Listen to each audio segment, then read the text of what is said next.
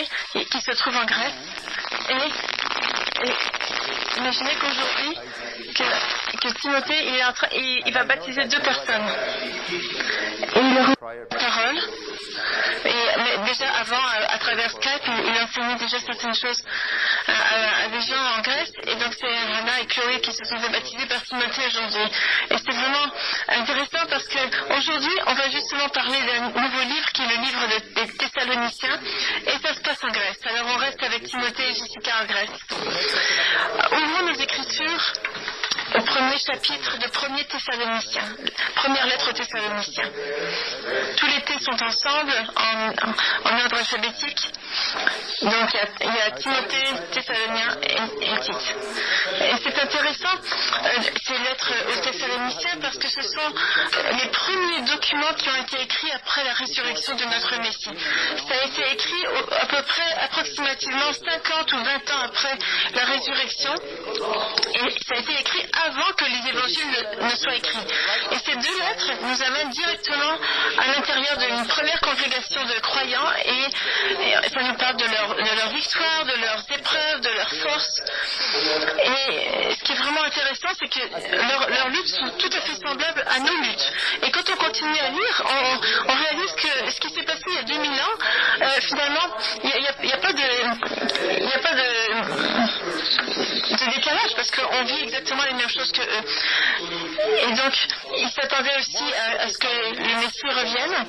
Le temple n'était pas encore détruit à ce moment-là. Et donc, il y avait une anticipation aussi vis-à-vis de l'enlèvement. C'était d'ailleurs un sujet très chaud à l'époque pour les prédicateurs qui étaient itinérants, enfin qui marchaient d'une ville à une autre et qui enseignaient donc les prophéties de la fin des temps. Mais certains d'ailleurs n'enseignaient pas les prophéties de la fin des temps selon les Écritures. Donc ça c'était problématique évidemment. C'est pour la raison pour laquelle ces lettres sont tellement précieuses pour nous aujourd'hui. Et donc, et ça, les sujets principaux, c'est donc les prophéties de la fin des temps, l'Antéchrist et l'enlèvement. En ce qui concerne les lettres elles-mêmes, quand on rentre dans la lettre aux Thessaloniciens, c'est un peu comme si on mettait le pied dans un très beau jardin qui est rempli de différents parfums et de plantes magnifiques d'une grande diversité et d'une grande beauté. D'ailleurs, on reconnaît qui est le jardinier, qui est Paul, dont les pensées d'ailleurs semblent toujours aller plus vite que ses mots, et Paul qui a été complètement inspiré par l'Esprit Saint, et ces lettres sont tellement riches, en fait, il y a 8 chapitres qui sont assez brefs, mais à travers ces 8 chapitres, on est capable de passer à travers au moins presque toutes les doctrines de la Bible. Et, parfois, ces lettres ne sont pas toujours faciles à lire. Rappelez-vous ce qu'avait dit Pierre par rapport à ça.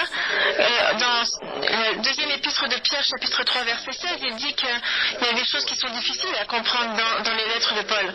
Et donc, mais avec l'aide de l'Esprit Saint, on va être capable justement de voir comment le Seigneur parle à travers ces lettres et comment il nous parle. Et cet homme, Paul, était tellement bien choisi pour ce genre de tâche, parce qu'il aimait beaucoup ces nouveaux croyants, il était très soucieux d'eux, et donc il leur donnait le plus d'encouragement et le plus d'avertissement possible dans ce document. Et dans ces lettres, il parle de lui-même un peu comme d'une mère qui va entourer ses enfants et complètement dévouée à ses enfants et qui va essayer de tout faire pour soutenir les congrégations qui sont un peu fragiles et qui sont toutes neuves. Et donc il donne tout son cœur et on peut voir vraiment que cette lettre est chargée émotionnellement. Et même aussi on peut dire qu'il parle en tant que père, puisqu'il leur donne toutes sortes de conseils et il veut les avertir de ce qui pourrait donner des problèmes. Mais à l'origine, en fait, Paul avait déjà visité cette région après qu'il ait eu une vision très puissante dans laquelle il écrit dans le chapitre 16 du livre des Actes, verset 9, il dit « Un Macédonien lui apparut et lui fit cette prière. Passe en Macédoine, secours-nous. » Et juste après qu'il ait eu cette vision, lui et Silas et Timothée se sont rendus dans cette région de Macédoine et ils ont commencé par aller à Philippi où ils sont restés quelques jours et là ils ont rencontré Lydia qui était une croyante et avec son aide ils ont construit détruit la congrégation de Philippi. Et après, ils ont été évidemment persécutés. Et Paul et Silas ont été frappés et enfermés dans une prison pour avoir prêché l'évangile. Et vous voyez que l'Église n'a pas eu un début très facile. Et à partir de Philippi, ils se sont rendus jusqu'à Thessalonique, qui était d'ailleurs une ville commerciale et très belle, une ville très importante qui comptait à peu près 60 000 à 80 000 personnes, et qui avait été nommée par le poète Antipater comme étant la mère de la Macédonie. C'est comme ça que ce poète appelait cette ville de Thessalonique. Et c'est à ce moment-là que Paul, Timothée sont arrivés à Thessalonique. À ce moment-là, ils sont arrivés. La première chose qu'ils faisaient, c'était d'aller rendre visite à une synagogue. C'est toujours comme ça que Paul faisait quand il allait dans une nouvelle ville. Et parce qu'il y avait aussi une population assez importante à Thessalonique. On nous dit dans le chapitre 17 du livre des Actes que, expliquant et établissant que le Christ devait souffrir et ressusciter des morts, et Jésus que je vous annonce, disait-il, c'est lui qui est le Christ. Donc il était très clair quand il prêchait l'évangile, et ça lui a pris beaucoup de temps. Il a parlé dans cette synagogue 3 Shabbats consécutifs, et donc ça lui a pris tout ce temps-là. Et donc on nous dit que quelques-uns d'entre eux furent persuadés et se joignirent à Paul et à Silas, ainsi qu'une multitude de Grecs craignant Dieu et beaucoup de femmes de qualité. Les femmes sont très importantes dans la construction de l'Église, vous savez. Et ça, c'était le début de l'Église de Thessalonique. Et encore une fois, il a été persécuté de façon tellement forte que les croyants alors l'ont emmené, lui et Silas et Timothée, dans la ville d'à côté qui était Béréa, pour qu'ils échappent aux persécutions. Et après, ils se sont rendus jusqu'à Athènes. Et c'est dans cette ville d'Athènes qu'il a commencé à écrire cette lettre que nous lisons ensemble.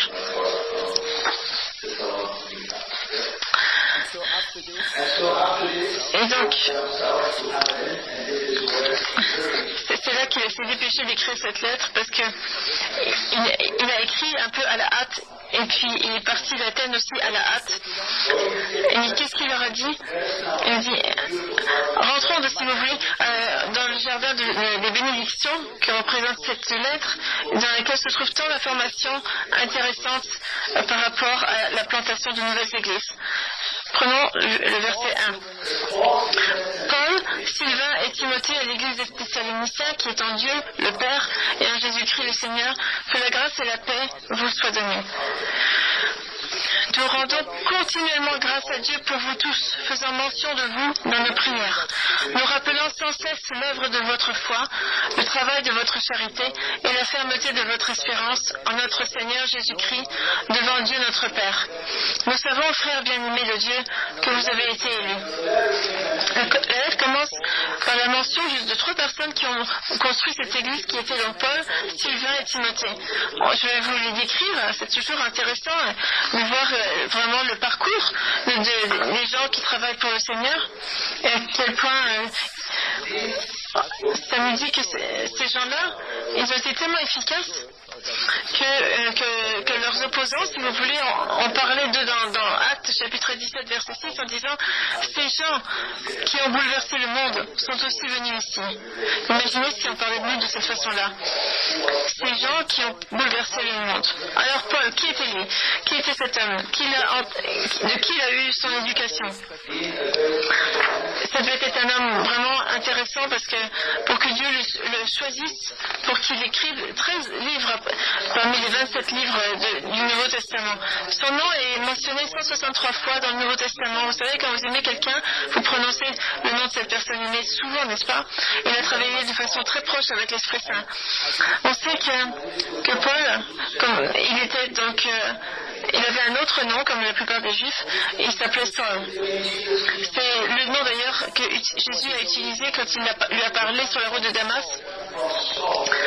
Et donc c'est intéressant d'ailleurs le lien entre Paul et Saul, parce que Saul, vous savez, le roi Saul c'était un grand homme, n'est-ce pas, de grande taille, mais lui, Saul, c'est notre Saul, était tout petit, et Paul en grec ça veut dire petit. Donc Paul venait de la tribu de Benjamin. Avant la destruction du temple, vous savez, toutes les archives des tribus existaient, donc les Juifs savaient de quelle tribu il venait, mais tout ça a été détruit avec la destruction du temple. Pour ce qui est de son éducation, il a été enseigné dans la théologie pharisaïque, dans la théologie des pharisiens plutôt. Donc il dit de lui-même qu'il était un pharisien de pharisiens dans Actes chapitre 23 verset 6 et un hébreu d'hébreu dans Philippiens chapitre 3 verset 5, parce qu'il connaissait les deux lois. Il connaissait la loi des pharisiens et la loi mosaïque. Et donc il était particulièrement bien équipé pour faire face à ce qu'on appelle les judaïsants de l'époque. Il dit qu'il était un fils de pharisien, mais ça ne veut pas dire que son père nécessairement était un pharisien, mais que son enseignant, c'est celui en dessous duquel il a étudié, était finalement un pharisien, c'était Gamaliel. Et donc Gamaliel est un enseignant pharisien très connu, et donc en fait à l'époque un enseignant était considéré comme un père spirituel. C'est pour ça que Paul dit qu'il était un fils de pharisien. Et donc quand il encourageait les gens qui travaillaient pour le ministère à avoir aussi un autre travail en parallèle, c'est exactement ce que disait Gamaliel d'ailleurs qui disait ça. C'est-à-dire que c'est bien d'étudier la Torah, mais c'est encore mieux si c'est combiné avec un travail alimentaire qui permet de survivre. Donc, afin de ne pas être une charge financière pour les autres. En ce qui concerne Gamaliel, il nous rappelle un peu Nicodème, parce qu'il y a certaines choses par rapport à cet homme-là qui sont intéressantes. On voit qu'il aimait la parole, parce qu'il est celui que Dieu a utilisé pour sauver Pierre et Jean quand ils avaient été arrêtés, quand ils étaient devant le temple, parce qu'ils prêchaient Jésus, et les dirigeants religieux étaient furieux. Et donc, c'est à ce moment-là que Gamaliel, qui était un homme qui faisait partie du Sanhédrin, voici ce qu'il a dit au chapitre 5 des Actes. Il dit: et maintenant je vous le dis, ne vous occupez plus de ces hommes et laissez-les aller. Si cette entreprise ou cette œuvre vient des hommes, elle se détruira, mais si elle vient de Dieu, vous ne pourrez pas la détruire. Ne courez pas le risque d'avoir combattu contre Dieu. Voici ce qu'il a dit, et ça a permis à Pierre et à Jean d'être lâchés. Et c'est vrai que les autorités étaient en train de se battre contre Dieu, puisqu'il devait être quelqu'un d'extrêmement sage à son époque, parce que ses écritures, parce qu'il a écrit, sont très connues dans le Talmud, et il y a beaucoup de sagesse dans ses écritures. Parce que souvent, les pharisiens considéraient que les gens du peuple c'était des gens inférieurs. Ils appelaient ces gens-là les Am Haaretz. Alors que lui, finalement, il dit dans un de ses écrits, si on prend dans l'encyclopédie juive Abbott 2, page 2 à 4, ça dit, voici ce qu'il dit dans le Talmud. Il dit: faites en sorte que la volonté de Dieu soit votre volonté, que vous puissiez modeler votre volonté à la volonté de Dieu, et faites en sorte que votre volonté soit rien vis-à-vis de la volonté des autres, et servez les autres. C'était l'enseignant qui a éduqué Paul. Mais cependant, vous savez, Paul était vraiment différent des autres, parce que c'était non seulement il était très éduqué, mais il était passionné, mais sa passion, au début, était évidemment pas formidable, puisqu'il persécutait tous les croyants. Il pensait que les croyants marchaient contre Dieu. Et dans le chapitre 8 des Actes, verset 3, ça dit que Saul, de son côté, ravageait l'église, pénétrant dans les maisons, il en arrachait les hommes, les femmes, et les faisait jeter en prison. Et il faisait ça en pensant qu'il faisait bien. Jusqu'à ce que Yeshua, Jésus, le rencontre sur la route de Damas, et qu'il lui dise, dans le chapitre 26 des Actes, on voit ça au verset 14, il dit: Saul, Saul, pourquoi me persécutes-tu? Et ça rappelle un peu les paroles de Gamaliel quand il dit pourquoi est-ce que vous allez aller contre Dieu? Et cette rencontre, il ne l'a jamais oublié, Paul. Il en parle 3 fois dans le livre des Actes. À ce moment-là, il a commencé à suivre Jésus et sa passion est devenue finalement un zèle au service de Dieu et non plus contre Dieu. Il avait vraiment, sa passion était sans compromis, vous savez. Ça l'a amené d'ailleurs à avoir certains conflits avec un certain nombre de croyants, puisque lui, il mettait la vérité de Dieu au-dessus de tout. Et justement, dans une situation, il était en voyage avec Barnabas et Marc, et puis tout d'un coup, Marc a décidé de les quitter et de retourner chez lui. Sans doute qu'il devait être fatigué de faire le ministère. Et après, ils se sont rencontrés encore, et Barnabas, qui était son oncle, voulait ramener Marc dans le ministère, mais Paul s'y est opposé. Et donc, il y a eu un conflit, une séparation avec Barnabas, on n'en entend plus parler après. Et puis aussi, on sait que Paul a confronté Pierre Pierre a été avec les judaïsants. Donc Paul lui a dit non, il ne faut pas aller avec les judaïsants, il faut s'occuper des nouveaux croyants. La deuxième personne qui est mentionnée ici, c'est Sylvain, qui était un compagnon tout à fait fidèle de Paul dans beaucoup de ses pérégrinations. Et Sylvain, il avait en fait le même nom que Paul, puisque en fait Sylvain, c'est le nom latin pour l'araméen Salas, qui est en fait une traduction de sol en hébreu. Donc ils avaient le même nom hébreu. Sylvain était un membre important de l'église de Jérusalem. Il est mentionné comme étant le leader du concile de Jérusalem. Il est allé à Antioche, à partir de là, il a été toujours le compagnon de voyage de Paul. Il a remplacé Barnabas et Marc. Et après Thessalonique, c'est-à-dire Sylvain, est resté à Corinthe pour enseigner et évangéliser. Et plus loin, d'ailleurs, on voit qu'il s'est aussi joint à Pierre, avec lequel il a travaillé. Ensuite, il y a Timothée, qui était un jeune homme, souvent mentionné par Paul. Ils ont aussi beaucoup travaillé ensemble. Et Paul l'avait amené à une connaissance salvatrice du Messie. Et il l'avait vraiment entraîné et formé pour qu'il devienne un pasteur et un enseignant. Et le père de Timothée était grec et sa mère juive. Son nom était Eunice et sa grand-mère, ça s'appelait Loïs. Leurs noms sont mentionnés parce que c'était sans doute des femmes de foi qui avaient enseigné, qui avaient appris à Timothée toutes les choses de Dieu. Et donc Dieu n'oublie pas ceux qui travaillent pour lui. On voit ça dans Hébreux 6:10. À un moment donné, Paul a circoncis Timothée pour ensuite l'amener à Jérusalem. Jusqu'à aujourd'hui, on se demande pourquoi est-ce qu'il a fait ça, puisqu'il lui-même disait que ce n'était pas nécessaire chez les gentils, mais Paul disait qu'il ne fallait pas circoncire les gentils, puisque c'est sous la loi mosaïque, alors que eux, les judaïsants enseignaient qu'il fallait que tout le monde soit circoncis. Mais Paul, il n'était pas contre qu'un juif qui veuille être circoncis soit circoncis et qui respecte ainsi l'alliance abrahamique. Et donc Timothée était retourné à Thessalonique pour apporter une lettre à Paul, et plus tard il a aussi beaucoup travaillé dans ces congrégations pour encourager les croyants. Paul a laissé cette ville assez rapidement parce qu'il était persécuté. Il n'a pas pu trouver le moment pour revenir, mais il écrit cette lettre et donc après cette mission, Timothée est retourné voir Paul qui était à Corinthe en donnant des bonnes nouvelles des congrégations de Thessalonique. Ensuite, Timothée a voyagé avec Paul jusqu'à Éphèse, où il est devenu le pasteur d'Éphèse. Dans 1er Timothée et 2e Timothée, ce sont des lettres qui ont été écrites à Timothée au moment où il était pasteur de cette congrégation à Éphèse. Et selon une vieille tradition, Timothée a continué à travailler comme évêque à Éphèse, et ensuite il a été martyrisé sous l'empereur Domitien au Nerva. Dans le premier chapitre de Thessaloniens, on voit qu'il y a un certain nombre de noms qui sont donnés, donc les noms de ces 3 hommes de Dieu. On parle de Paul, Sylvain et Timothée à l'église des Thessaloniciens, qui est en Dieu, le Père, et en Jésus-Christ le Seigneur, que la grâce et la paix vous soient données. Paul parle souvent de chaque membre de la Trinité, de Dieu le Père, de Jésus et de l'Esprit Saint. Et donc dans cette nouvelle dispensation, effectivement, l'Esprit Saint va demeurer dans le cœur des croyants.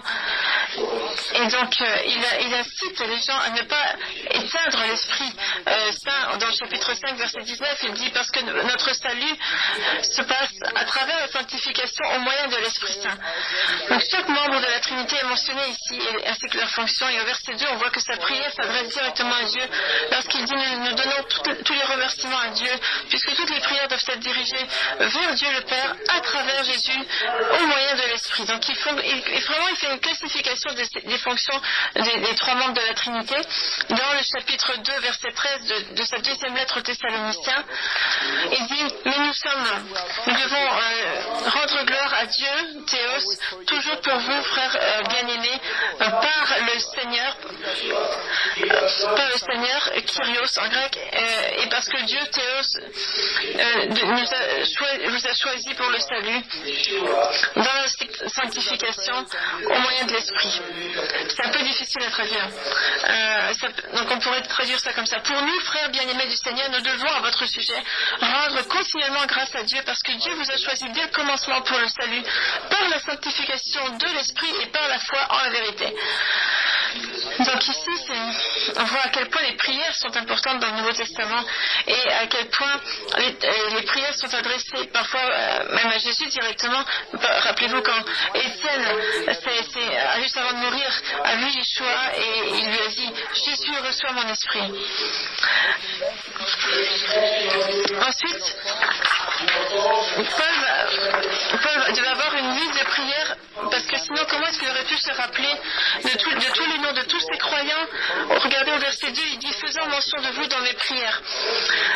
Imaginez, il y avait des croyants à Rome, chapitre 1, verset 9, à Corinthe, chapitre 1, verset 4, à Éphèse, chapitre 1, verset 16, à Philippi, chapitre 1, verset 4, à Colosse, chapitre 1, verset 3, et sa liste de prières devait être vraiment très longue.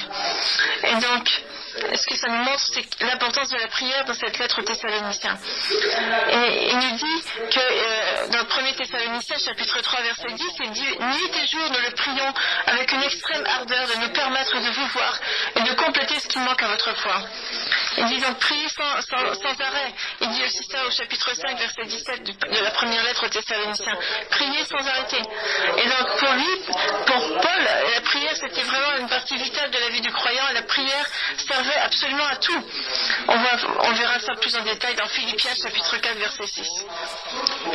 Et on voit à quel point les congrégations qu'il plantait étaient vraiment donnaient beaucoup de fruits spirituels. Une église, une congrégation dans Dieu, c'est ça qu'il dit. Parce qu'ils étaient vraiment ils étaient complètement avec Dieu. En fait, ils n'avaient pas de problème trop important. C'était une église qui fonctionnait très très bien, qui était très alerte, celle des Thessaloniciens. Et on voit plus loin que dans le premier verset, qu'ils ont reçu du Seigneur, qu'est-ce qu'ils ont reçu? La grâce et la paix. Donc là, c'est encore plus pratico-pratique. On voit ces deux mots 18 fois dans le Nouveau Testament. Ces deux mots ensemble, la grâce et la paix. On voit que la grâce précède toujours la paix. La grâce parle de la bonté de Dieu, à quel point il répond à nos besoins. Et la paix, ça parle de la vérité et de l'assurance. Et c'est ce qui nous donne dans le cœur, qui nous permet de nous reposer en Dieu et de ne pas céder à la panique ou aux soucis. Et l'un entraîne l'autre. Vous voyez, donc sans la grâce, il n'y a pas la paix. Donc la grâce amène la paix.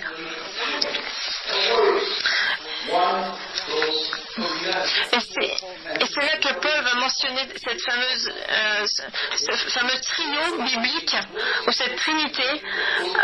Regardez, il y a trois mots qui vont apparaître, et c'est intéressant parce qu'il y a plusieurs trios comme ça dans les lettres de Paul.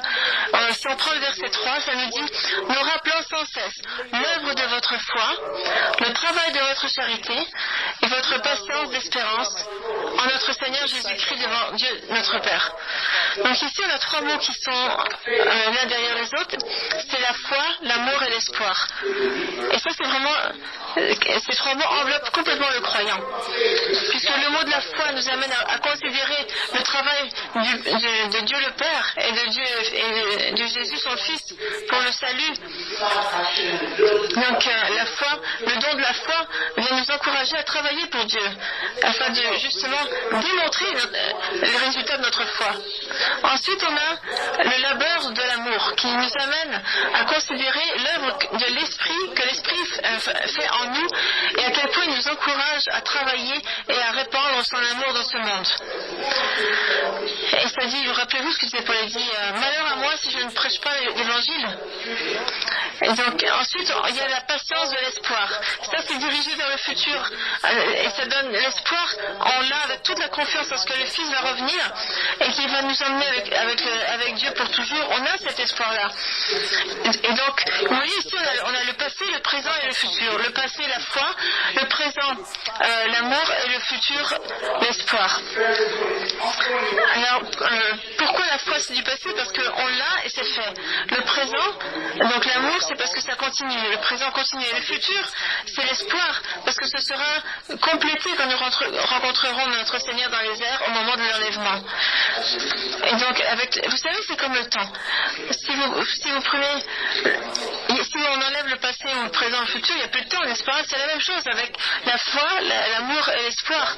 On ne peut pas les séparer, mais quand on les met tous les trois ensemble, c'est comme si on pouvait toucher l'éternité. Et regardez le mot qu'il utilise aussi, le mot de labeur, œuvre de foi, œuvre d'amour, ou labeur si on veut. Le mot labeur, c'est ergon en grec. En anglais, aujourd'hui, on a le mot ergonomique, vous savez, ou ergothérapeute, travaille avec des tâches. De ce mot, on a un certain nombre de mots comme ça dans notre langue qu'on retrouve à partir de ergo. Et souvent, c'est souligner un travail physique, quelque chose qui va aider à un meilleur travail physique. Mais ici, ça nous parle des œuvres, des fruits de la foi que le croyant va produire dans sa vie de sanctification. Et le mot grec, c'est un mot assez séculier qui nous parle donc d'action, de zèle. Mais ici, par exemple, pour Aristote, il disait que l'homme n'est bon que lorsqu'il a accompli son ergon, c'est-à-dire son travail. Mais ici, dans les Écritures, Jacques nous dit qu'un croyant est rempli et complet lorsqu'il fait la démonstration de sa foi à travers ergon, à travers des œuvres. Donc quand on lit Hébreux chapitre 11, on réalise que la foi des hommes et des femmes de Dieu était toujours suivie d'œuvres de fruits spirituels. 18 fois le mot foi est énoncé d'ailleurs dans le livre des Hébreux. Regardez ce que ça nous dit au chapitre 11 d'Hébreux. C'est par la foi que Sarah elle-même, malgré son âge avancé, c'est par la foi que Moïse, à sa naissance, fut caché pendant 3 mois. C'est par la foi qu'ils, Israël, traversèrent la mer Rouge comme elle le sec.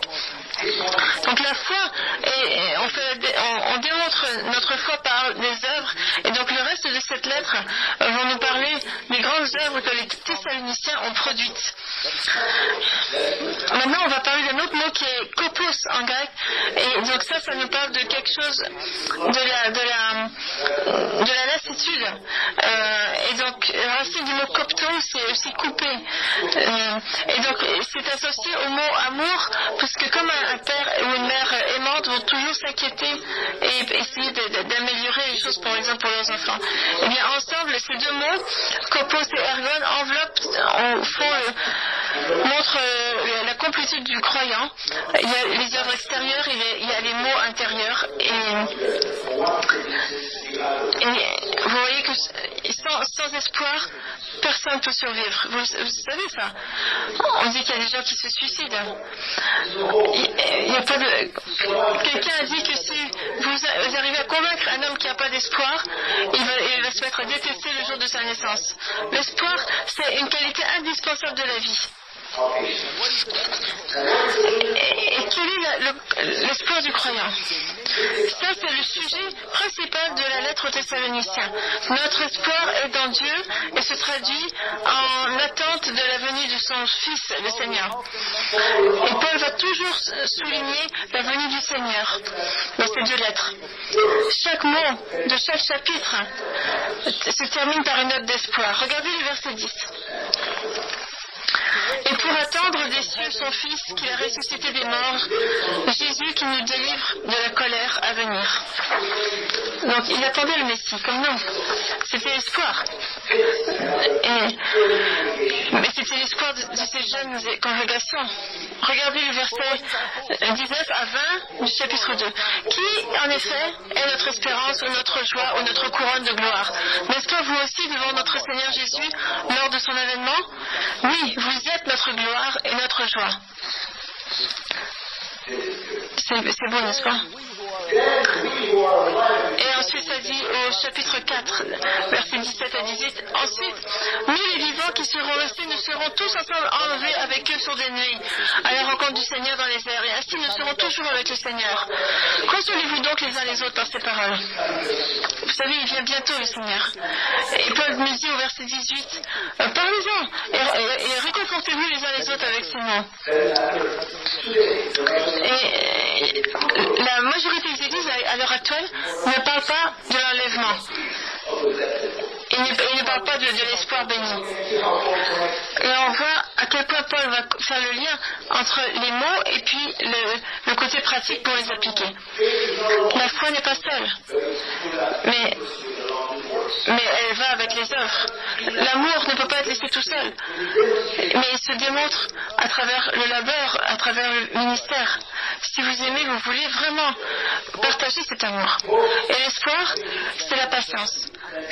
Nous croyons qu'il faut que nous soyons actifs et que nous ne devons pas juste rester là à attendre. Vous savez, la plupart d'entre nous se rappellent le jour de l'examen de conduite. Le rôle de l'examinateur, c'est de voir à quel point vous êtes capable d'appliquer vos connaissances dans une expérience de vie réelle. Et nombreux parmi nous connaissent les règles, mais n'ont pas réussi nécessairement à avoir le permis du premier coup lors de ce test de conduite. Et vous savez qu'on peut comparer la vie du croyant à ça. C'est un peu comme si on devait passer un examen de conduite. La plupart d'entre nous connaissons un certain nombre de choses sur la Bible, mais c'est assez difficile de l'appliquer dans la vraie vie. Les nombreux croyants, la réponse c'est qu'il faut améliorer notre vie spirituelle, notre triangle spirituel qui est donc la foi, l'amour et l'espoir. Donc les œuvres de la foi, le labeur de l'amour et la patience de l'espoir. Vous savez, les œuvres des Thessaloniciens ont été intéressantes et c'est pour ça que Paul a écrit au verset 4, il dit « Nous savons, frères bien-aimés de Dieu, que vous avez été élus. » Comment est-ce qu'ils savaient qu'ils étaient élus? Comment ils pouvaient savoir qui est élu et qui n'est pas élu? Pour lui, c'était pas difficile. Parce qu'il a vu les fruits spirituels. Il savait qu'ils étaient élus par Dieu parce qu'il a vu les résultats de leur foi. Le mot grec pour élection ou choix, ça veut dire ramasser, compter comme quelque chose qu'on possède. Le sujet de l'élection va faire encore surface 7 fois de suite dans ses lettres. C'est un sujet très cher au cœur de Paul. Parce que pour lui, quelqu'un est élu lorsqu'il a reçu une fonction particulière dans le corps du Christ. Comme les anciens qui ont été choisis, ou toute autre personne dont les fruits spirituels les amènent à les mettre en pratique. C'est une façon d'ailleurs très pratique de regarder le thème de l'élection. Et voyez comment ils sont appelés. Regardez au verset 4 ce que ça dit. Ils sont appelés bien-aimés, nos frères bien-aimés. Le texte d'origine, voici ce que ça dit. Ça dit, nous savons, frères bien-aimés de Dieu, que vous avez été élus. Alors, bien-aimé de Dieu, qui était appelé le bien-aimé de Dieu dans la parole? Daniel. 3 fois les anges se sont adressés à lui comme étant un bien-aimé de Dieu, dans lequel Dieu prenait beaucoup de plaisir. Et maintenant, c'est une expression qu'on utilise pour la congrégation dans cette lettre de Paul. Et les gens que Dieu va choisir, il va les changer. Donnez plus de votre vie et de votre temps au Seigneur et vous allez faire l'expérience de grandes choses et de grands changements positifs dans votre vie. Mais c'est au verset 5 et 6 que Paul va donner des avertissements aux Thessaloniciens et aux églises d'aujourd'hui concernant des problèmes potentiels qu'ils peuvent rencontrer. Regardez, si vous prenez les versets 5 à 6, essayez de comprendre pourquoi Paul parle de la façon dont il parle. Verset 5. Notre évangile, ne vous ayant pas été prêché en parole seulement, mais avec puissance, avec l'Esprit Saint et avec une pleine persuasion, car vous n'ignorez pas que nous sommes montrés ainsi parmi vous à cause de vous. Et vous-même, vous avez été mes imitateurs et ceux du Seigneur en recevant la parole au milieu de beaucoup de tribulations avec la joie du Saint-Esprit. Pourquoi est-ce qu'il leur dit, il leur parle de la façon dont ils sont venus la première fois à Thessalonique pour apporter la parole? Ils ont eu beaucoup d'opposition.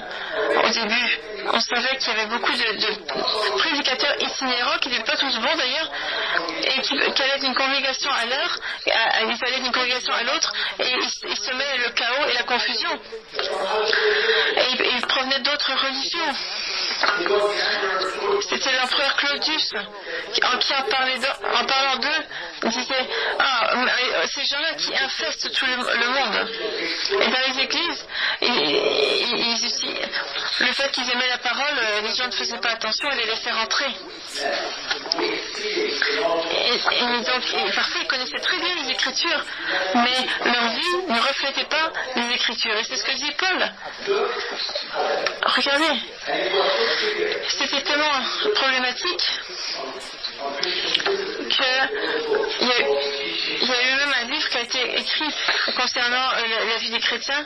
Ça s'appelle Didac, qui était écrit pour expliquer aux croyants comment se protéger de ce genre de faux prédicateurs.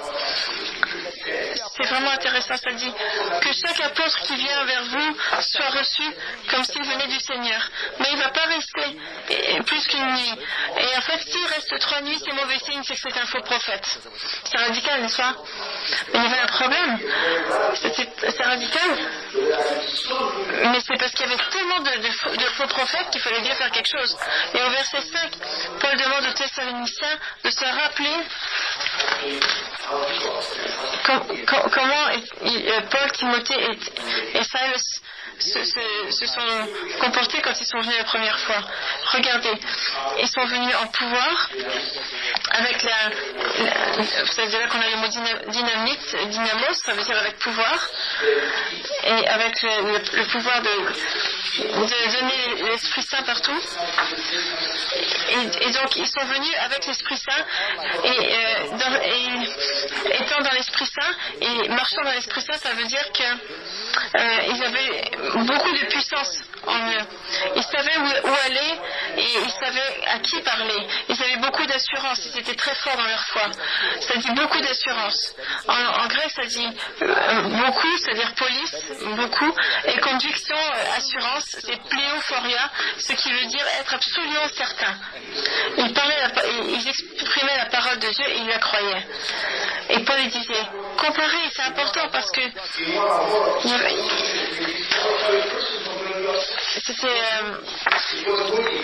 vous savez, Moody, qui était le grand prédicateur de la fin des années 1800, qui a donné une illustration à propos des faux prophètes. Il dit, si tu te retrouves dans la rivière, et si tu ne t'accroches pas à quelque chose de solide, tu ne peux pas aider ceux qui sont en train de se noyer. Il faut d'abord que je m'accroche bien moi-même avant de pouvoir aider qui que ce soit d'autre. Et c'est vraiment ça. Et donc, la puissance, l'Esprit Saint et la conviction, c'est exactement ce que demande Paul aux croyants de vérifier par rapport aux faux prophètes. Comment savoir si quelqu'un a l'Esprit Saint? Regardez ce qu'ils produisent autour d'eux. Est-ce qu'il y a de la bataille? Est-ce qu'il y a de la confusion? Est-ce qu'il y a des chicanes? Est-ce qu'il y a des conflits au lieu de la paix et de l'harmonie? Est-ce qu'il y a de l'amour pour les autres ou est-ce qu'ils sont arrogants vis-à-vis des autres? Est-ce qu'il y a des vraies conversions? Et au verset 6, Paul leur rappelle que lui, Timothée et Silas ont apporté la parole dans une période de tribulation importante. Voici ce qu'il dit au chapitre 2, verset 2. Après avoir souffert et reçu des outrages à Philippe, comme vous le savez, nous prîmes de l'assurance en notre Dieu pour vous annoncer l'évangile de Dieu au milieu de bien des combats. Et vous savez, les faux prophètes, eux, ça marche pas très bien quand ils sont persécutés. Ils ne veulent pas l'accepter parce qu'ils sont tellement égoïstes. Et donc ça dit, au verset 6 du chapitre 1, ça dit, vous avez été mes imitateurs et ceux du Seigneur. Et les imitateurs, en notant que ce sont des imitateurs du Seigneur. Et le Messie fait partie de... Paul leur demande à ses enseignants d'être vraiment bien enracinés dans la parole. Regardez les versets 8 à 9 du chapitre 1 de Thessaloniciens. Non seulement en effet la parole du Seigneur retentit de chez vous dans la Macédoine et dans l'Achaïe, mais votre foi en Dieu s'est fait connaître en tout lieu, de telle manière que nous n'avons pas besoin d'en parler. Car on raconte à notre sujet quel accès nous avons eu auprès de vous et comment vous vous êtes convertis à Dieu en abandonnant les idoles pour servir le Dieu vivant et vrai. Donc la parole du Seigneur a résonné comme une trompette. Elle a eu un écho à travers toute l'Europe, puisque c'est ce que dit le mot grec, écho. Et c'est utilisé pour décrire le son d'un océan en furie. Et qu'est-ce qui résonne tant? C'est la parole du Seigneur, verset 8. Un autre mot pour la parole du Seigneur, c'est l'évangile. C'était d'ailleurs le titre préféré de Paul pour notre Bible. Il le mentionne 7 fois de suite dans la lettre aux Thessaloniciens et 60 fois dans toutes ses épîtres. Il aimait beaucoup ce mot parce qu'à l'époque, ce mot était utilisé par les Romains pour annoncer par exemple l'anniversaire de l'empereur ou toute autre occasion. Mais lui, il l'utilisait à un autre niveau. Il parlait du fait qu'il fallait annoncer la bonne parole du Messie. Et voyez comment Paul appelle ces nouvelles assemblées de croyants, il l'appelle l'Ecclésia. Ecclésia, ça vient de Kaléo, qui veut dire appeler ou inviter. En grec, c'était d'ailleurs une place, populaire, et donc l'esprit l'a repris et transformé pour lui donner une signification spirituelle. Et maintenant, nous sonnons de la trompette et nous appelons le monde à venir voir à quel point notre Dieu est grand. Et donc, leur travail à ces Thessaloniciens-là ont vraiment impressionné et encouragé d'autres croyants. Et on voit que la foi, l'amour et l'espoir, ça voyage très loin si on veut. Parce que Dieu va utiliser ces 3 qualités-là pour bénir les autres. Avez-vous déjà rentré dans un atelier où on coupe du bois? Avez-vous déjà senti l'odeur du bois qui a été coupé, même une fois qu'elle a été enlevée? Cette odeur vraiment nous rappelle la vie, les fleurs, les feuilles, les arbres. Même après que l'arbre soit coupé, on a encore cette odeur-là qui nous vient. Et même lorsqu'on le brûle. Et une vie peut être comme ça, vous savez. On peut avoir une influence durable sur les gens autour de nous, même après notre départ pour l'éternité.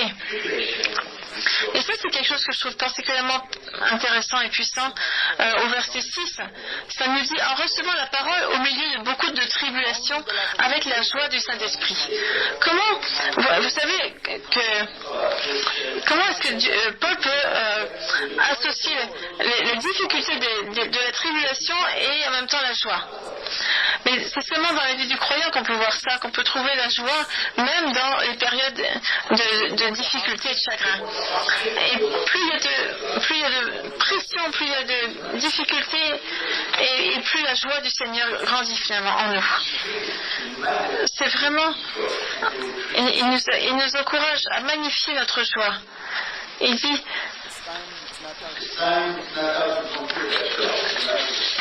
Est-ce que vous vous rappelez de l'histoire d'Alice au Pays des Merveilles, lorsque le roi demande au lapin blanc, commencez au tout début et continuez jusqu'à ce que vous arriviez à la fin et ensuite arrêtez.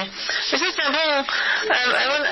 bon conseil qu'on peut donner aux prédicateurs et à tous ceux qui vont parler, parce qu'on a vu à quel point ces lettres adressées aux Thessaloniciens étaient riches et à quel point Paul connaissait Dieu tellement bien et connaissait les valeurs de chaque membre du corps du Messie, et à quel point il a prié pour eux, à quel point il aimait tous ces croyants et il se rappelait de leur nom, il voulait les protéger. Mais là, vous savez, on a tout simplement effleuré la surface, parce qu'il y a beaucoup plus de profondeur encore. On verra ça la semaine prochaine, mais ces lettres sont pour nous comme un vaste jardin, et en une journée, on ne peut pas en faire le tour. Et il y a beaucoup de vérité. C'est un peu comme David dit au verset 50 du psaume 119, il dit « Parce que ta parole m'a donné la vie ».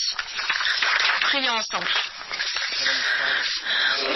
Père Céleste, Père aimant, on te remercie pour entendre nos prières, pour nous nourrir par ta parole, pour nous encourager à nous rencontrer. Guide-nous et donne-nous la force par ton Esprit Saint pour que nous puissions nous donner à ton service, pour que nous puissions finir ce voyage sur la terre dans l'amour et dans l'espoir. Et amène à ton trône, Anna et Chloé dont nous a parlé Timothée. Et je prie, Père Céleste, que tu vas bénir ces deux femmes et qu'elles vont être comme Lydia, qui vont donner la parole partout en Grèce. Sois avec Timothée et Jessica et garde-les bien dans la sûreté. Bénissez aussi l'assemblée, faites briller votre visage sur l'assemblée ici et qu'ils puissent nous donner la paix et l'amour.